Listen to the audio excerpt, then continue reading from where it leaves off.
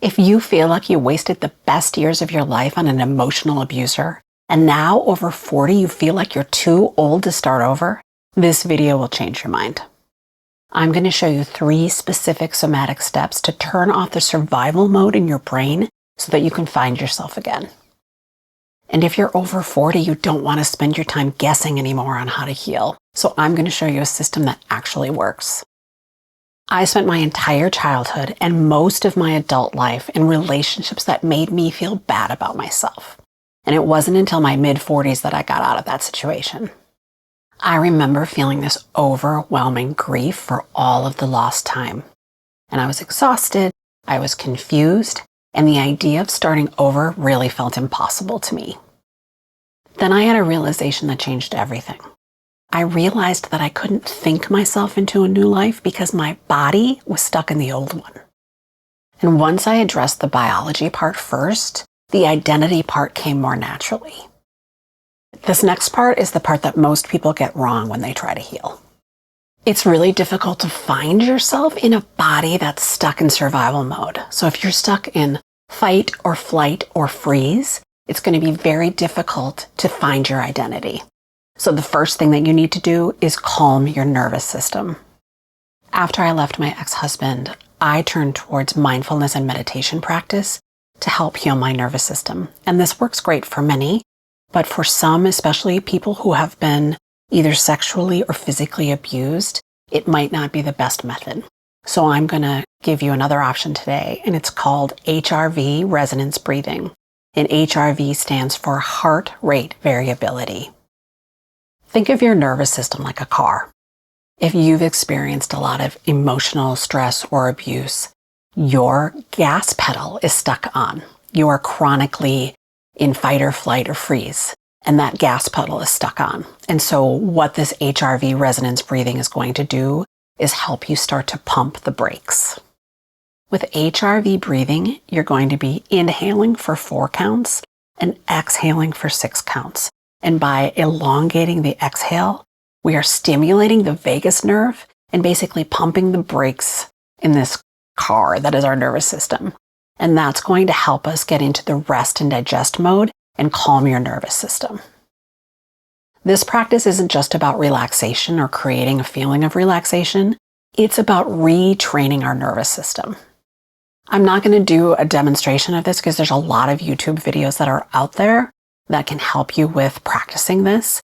And ideally, you want to practice for 10 minutes a day. That's the ideal. And there is a video that I'm going to link in the description that you can watch to practice this. I wanted to take a moment and let you know that I have created a mental health resource guide. And this is information about all the things that I have done over the past several years to heal myself from my history of emotional abuse and neglect. And I want to share those things with you. So there's a link in the description. If you click it, I will send that to you for free. So once your body is calm, next I'm going to teach you how to start to reclaim your personality. Once you learn this next step, you're going to learn who you were before the abuse told you who you were supposed to be. The next step is nostalgia mining. Abusers like to isolate us from our personality. So they like to isolate us from all of the things that we enjoy because that helps them control us.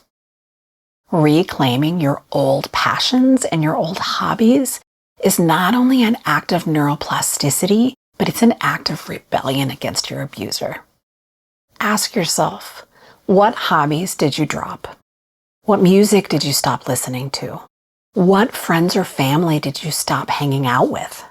What goals did you put on hold?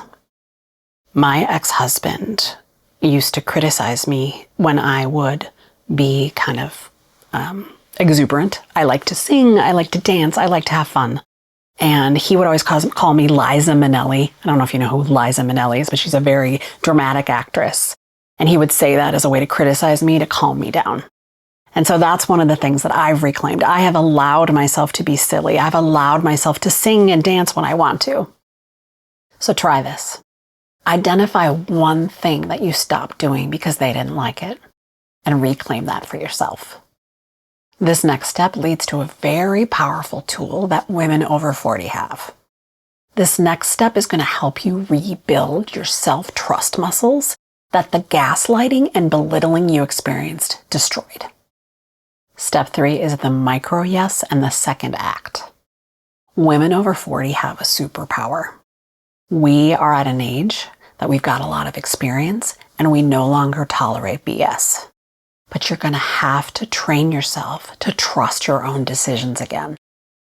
I have 2 actions for you to try to rebuild these muscles. And the first one is to take yourself on a solo date. So pick a location that you enjoy going, might be a coffee shop or something like that.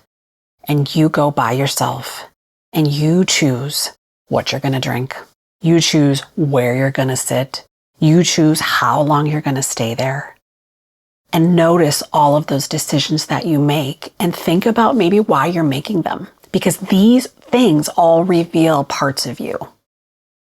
And the second activity is the micro yes.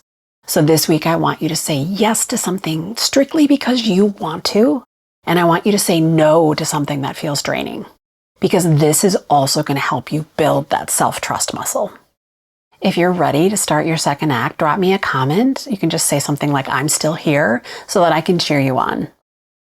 I recently did a video on daily habits that you can do to help heal your self-worth. And I'm going to link that right here. So that's something that you can go check out next.